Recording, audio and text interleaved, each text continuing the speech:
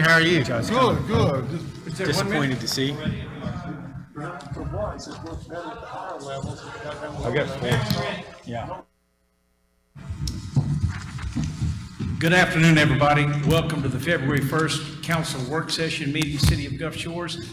I call the meeting to order, and first item on the agenda is Councilman discussion period. Gary Simon. Anything on your mind, Gary? No, sir, not today. Okay, well, we've got a very short meeting today. We've got one item to take action on or discuss on the agenda. So we took this opportunity to invite our folks here from our school. Kevin Corcoran is here to give us a next wave update of the master plan process that's going on.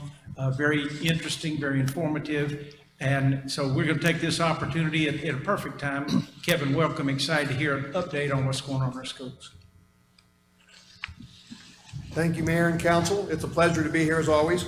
I'm here in Dr. Aiken's stead, who is in North Alabama for a state superintendent's meeting.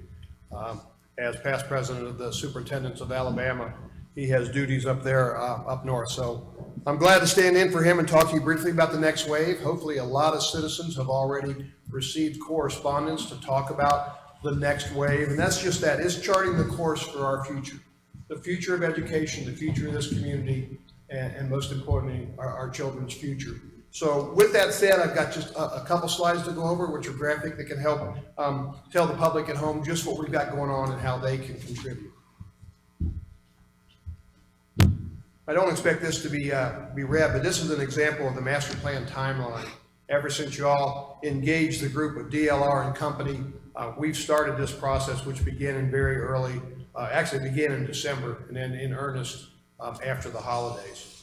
And right now we are in the process of collecting input. And we're going to ask the community for their input in a very short fashion. But most importantly, I want everybody to realize just how thorough and comprehensive this plan is. You have hired the right group to master plan. And it's just that. This is a K through 12 initiative that's going to plan for our future. In the past, we have been very reactive. Our predecessor was very reactive to things that happened within our educational environment. We want to be proactive. We want to look into the future. You know, they say that 65% of the jobs that kindergartner kids will have today when they graduate don't even exist. We have to think outside the box so that we can be prepared for those type of events. So with that said, we're well into the planning timeline. It concludes in late May or perhaps early June with a community review, and we'll get the entire community together to see the results of the master planning process. We have already conducted some very important meetings, some input meetings. This large picture here is our core group, our core team. Each one of these individuals has agreed to dedicate 150 to 200 man hours throughout this process in a very intensive 5-month process, and we're grateful for all of those. Some of the other pictures you see here are teacher planning sessions we had. The lower one is some elementary school teachers. In both of those pictures, absolutely. And this core team pulls together and they have very focused meetings, about 3 hours long. Teachers have made huge commitment to be part of it, but Dr. Harrison wanted me to emphasize that it's all employees. It's not just the teachers. We are seeking every employee within Gulf Shores City Schools to get their input on how they feel the future of education should look for our community. And they've been wonderful sessions. The engagement has been incredible. Here you see some student and teacher engagement. Middle school students, high school students, high school faculty and employees have all been involved in this process, gone through it. And to watch the engagement happen from the beginning of these 3-hour meetings till the end, a little timidity on the front end, a little apprehension as to what's going on here. And we're 2 hours into that meeting and the red and blue dots are flying. Everybody's really engaged in the process. You can't see any smiles here because everybody's wearing masks, and they're really excited that we're seeking their input. And that leads us to the most important thing for this evening, and that is we are looking for the input of the community. Over 10,000 people should have received correspondence asking them to take the Next Wave survey. And that's just what this is. The Next Wave is charting the course of education into our future. It's a real simple process. I'm going to go through it real quickly for you so that everybody at home understands how to take the survey. Please take the time to do this. We need community engagement. It reminds me very much of your vision plan years ago when we had town hall meetings and we had easels and everybody got to provide input. And with that, you've done wonders. We're hoping with community input, it'll be the same way for our education. The first step is to go to the homepage, and that is gsboe.org on the internet. And right under the opening picture at the top, you'll see the next wave, the very first button on the left. And that is the name of this campaign. That's the name of this program that we're undergoing. We ask that you click on there and go to the next wave. After that, you will see down the left-hand column, there's a brief description of the next wave and what the program's all about. And on the menu list on the left, you'll see community input. That's where we need folks to click, which is connoted by the red arrow you see right here. That's going to be the second step to go there. The third step will take you to the actual page, the Voice of Our Dolphins, our community input. Click on the survey and be prepared, have a cup of coffee. Depending on how engaged you are, it could be 8 to 10 minutes, it could take 20 minutes if you actually want to provide some good written input to us. Please note that this is not an exercise of futility. This group will take this input and we will mold the future of education based on what this community wants. As we always emphasize, this is your city, this is your schools, and we want to make it what people that live here want to make it. Finally, we're emphasizing the 365-day residence. You know, we do so much for folks to come and visit, but the new attitude of this mayor and council and of course the schools is what can we do for our year-round citizens, and this is the step to make that happen. So with that said, we ask you to take that survey. It starts out with a brief description. We're going to ask you to think outside the box. We're going to ask you to think about how things can be with a white slate, and that's where we want everybody to be because that's so important. So with that said, if there's any questions from mayor or council, I'll be glad to entertain them, but it's a pretty simple process, but it's really exciting. Kevin, is the survey up already, ready to go? Yes, sir, it is. And you can go to the school webpage at GSBOE and click on the next wave, and it'll walk you right through the process. It's critical that citizens give us their input, not just school-age families, everybody, retirees, everyone that's involved. We need their input because this is going to be a plan for the future of the city as well as education. You can also go to the city's website and it'll directly to the survey and to the Board of Education site. So Gary, yeah, I took it this afternoon and it probably took me 15 minutes or so, but it's very thoughtful and very engaging, and particularly the way they ask you to answer questions the way you perceive it today. Then it takes you to 2035 and lets you look back at the improvements you anticipate that all this great what we're doing at the school, what it does to our way of life, and what it just is a unique way of looking at it. It makes you really think more. I thought it was really well done, and I agree with you. This DLR group has been quite impressive in the meetings I've been in. And they are absolutely amazing. It's not once a cent. This is not just a box checker here. This is to help chart the future, and we're excited. And if people will take the time, the more time they take, the even better the results will be. Robert, I think it's very important what Kevin said. This isn't just for parents that have children in our schools. This is really for the whole community, and I really want to reiterate that because everyone has a stake in this community.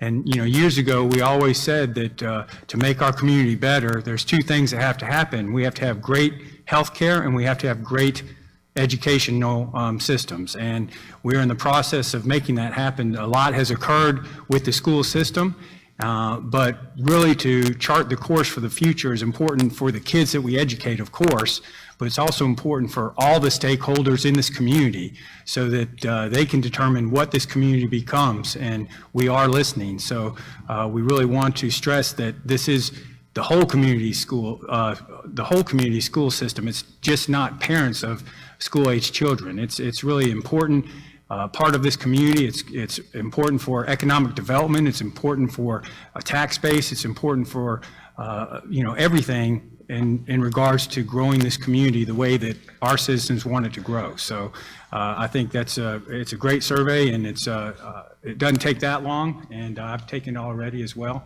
and we'd love to hear everybody's input. So thanks. One thing that Dr. Aiken wanted me to emphasize was this is just the first of a number of community engagement opportunities. It is not to mean all-encompassing. It's to help set us some guideposts for what people are looking for. Throughout this process between now and early June, we'll be coming back to the community again and asking for more engagement. We need this input to conceptualize. And then when we conceptualize the plans for moving future, we're going to bring this community in. Does this represent your thoughts? Does this represent your input? Did we hit the mark or did we miss the mark? And we'll continue to refine until hopefully right at the end of May, early June, we'll have a wonderful presentation to share with the entire community of where we think the future of education is headed. Any other questions? Mr. Mayor, if I could, I sat through last week a facilitated discussion with high school students. It was about 15 students, and the principal, Cindy Vesey, and I sat and watched how our consulting group facilitated that discussion to hear from the kids. And I'm telling you what, they were absolutely engaged. They threw out a whole bunch of thoughts from a cafeteria that's similar to a hotel breakfast bar to why can't we get fobs when we want to work out in between classes? I want fresh air, not just to be locked in the classroom all day long. There was a good pointed question because what I do for a living is group teaching versus individual teaching, and every one of those kids had the right answer. We need both. Opportunities to sit and listen to a teacher and have the instruction that way, but also to do group projects that, so anyway, it was just as rewarding and gratifying and inspirational as it could be. So back to your point, Dr. Dyken, it's not just the teachers, it's not just educators, it's not just, but they're talking to the students and the population of Gulf Shores and large. So I think we're going to get an interesting study in all this. Kevin, what's the timing on this next wave, and how long will we have access to that survey so that we don't miss that opportunity? That's a great question for Dr. Aiken.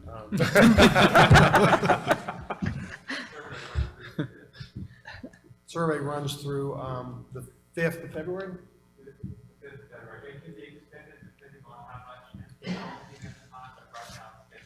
So just a few more days to fill that out. That's correct. Here we are on the 1st. There's just a few more days to do that. If we think that we're lacking in a large enough sample size, we'd be willing to extend it. But the whole timeline, as we showed in the very beginning of this presentation, is interlocking and it's geared to another. So we welcome that input. It's not the only chance for input, but it is to set some markers and some guideposts so we know where we're headed. It's a wonderful situation. DLR and their whole group has just been blown away, Steve, by our students. I agree. And their input and their out-of-the-box thinking. And they know that some of these decisions are going to affect them and some may not be in place until, as far as the high school kids, but they're engaged. They want to see a better experience for those that follow. And that's really encouraging. It speaks volumes for the parents and what they've done to raise great young adults like that. And interesting with these two meetings, one of them was with the teachers and the other one was with the students. And Steve went to sit with the students, and I went and sit on a similar meeting with a group of teachers. And you talk about excited and engaged. The teachers are being given an opportunity, having input in how to create an opportunity to better teach and better instruct the kids. And they are really excited and energetic and have just amazing ideas. So again, the research that is being done by this DLR group as well as the rest of the consultants and by our school board to try to understand and get input from all levels is pretty amazing to watch. I agree with one thing you said, and I said this at the meeting with the teachers the other day. It's obvious we hired the right group. They know what they're doing, and they're going to give us a really professional overview of a great planning and thought process to make sure that we build the right thing and to create the right atmosphere. So really excited. And we've taken, anyone in the audience have got any comments or thoughts? Has anyone taken the survey? Well, you've got work to do between now and the 5th because we really need you all to take it. So, Mayor, if I can just comment. yes. The reason I think that the teachers and the employees are so engaged is because they believe that we genuinely care about their interests. When we took over just a few short years ago, when we addressed immediate concerns, muddy parking lots, poor conditions, unsafe, all those things, and they grieved those things to us and aired those grievances And you all did something about it right away. So that's why, I had a couple teachers tell me, the reason we're going to dedicate our time to this is because we believe you're going to do something with our answers. And that's the commitment you all have made since the very start. And they now look around and they see their improvements, and they know that this city and this school board is very sincere when they say we want your input and we're going to do something about it. So thank you for your commitment to date and its continuance. Kevin, anything else? Not for me. Well, I appreciate it. Very good report, and thank you, and thanks for the encouragement for everyone to go take the survey, and good things are coming, I promise. Moving on, on the agenda, the next thing is Wanda. We've got a board reappointment coming up. Yes, sir. This is to reappoint Councilman Garris to the Coastal Alabama Business Chamber. So we'll prepare a resolution for that. He'll serve a full term of 4 years this time, and ending on October the 1st, 2024. Thank you, Wanda. The next item is the Finance and Administrative Services Department. This is an update, to update the procurement card authorization. Cindy? Yes, this is to provide for new cards for the Chief of Operations, the Chief of Staff, and the Fire Department. A card for the Public Engagement Manager, one for the City Engineer, and one for the Administrative Analyst position. It also proposes to delete the positions, the cards for the positions of the Deputy Fire Chief and the Fire Battalion Chiefs on all 3 shifts. Thank you, Cindy. Council, any questions for Cindy? That's it on the agenda. We're going to have an easy night tonight, and next Monday will be, unless something comes up, we add to. But as far as an update, from a mayoral update, obviously, we continue to work hard on all of our transportation improvements. I expect, and Mark, shortly, you're going to ask you to do a presentation, not tonight, but about the schedule and the status for the improvements on some of our roadways as we continue to work with ALDOT.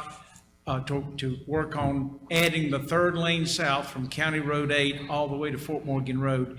We're getting our everything in line. We got the A-Trip grant awarded, which is an ALDOT grant program for $2 million that adds to the money that we got from the build grant to complete that road all the way down with some additional access management stuff to come. We got still some property owners to have a conversation with, particularly as we get in the southern part, just Fort Morgan Road area, working our way back up north, only on southbound west side traffic. So a lot of things there that trying to get in the queue to get ready to go.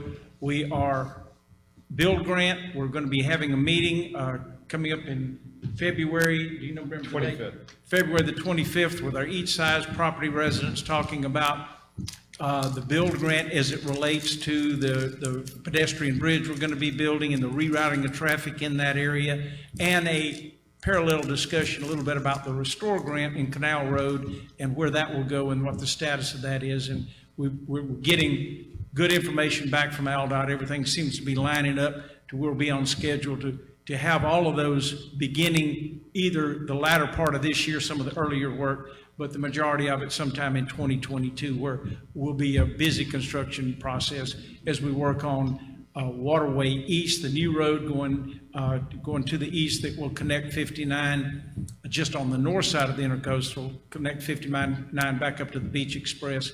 That'll be starting along the same timeline. So we're going to go through a couple of years of a lot of transportation improvements, but the biggest issue that we face, in my opinion, that we face here is growth management and the impact that it has on our infrastructure, primarily our highway infrastructure. So all those projects are continuing to move forward, and they're all scheduled to happen. They're all budgeted. They're all funded.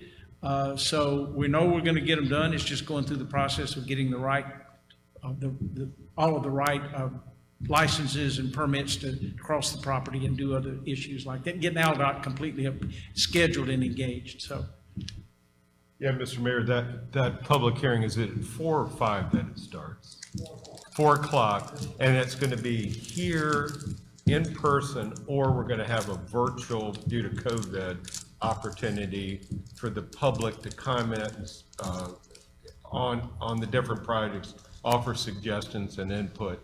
So that'll be here, 4 o'clock February the 25th, or online. And we will be personally inviting with the letters and emails to the east side residents that this affects the most with roadway changes, but it is open to everybody to either come and participate and listen, or primarily zoom in and watch and just kind of get more understanding and update of what we're doing on infrastructure improvements.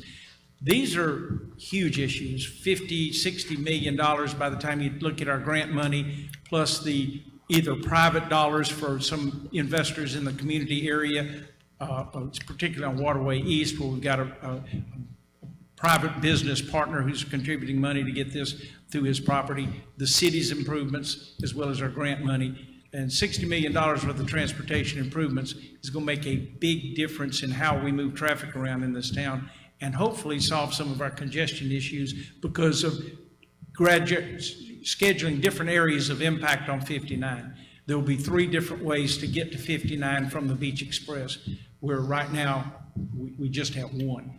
And so that will continue to go forward, and hopefully the improvements will be worth all the challenge of getting them in place, and I know they will. So, anybody have anything else? Council, anything you want to mention that hadn't been mentioned, or anything else? The freestanding emergency department is still scheduled to open up by this summer, and that's on track, and you can see that coming out of the ground. We're matching some dollars and infrastructure with it, with water, sewer, and road access with the new signalized intersection, and that's not just on time, but a little bit ahead of time. So that should be open this summer, which is a great convenience and necessity for our community, so that our ambulances can stop there. They don't have to go all the way up to Fulton. Anybody have anything else up here in the council? Anybody with any questions, comments, or advice? Well, we're going to do this again next Monday. We hope you'll join us, and we stand adjourned.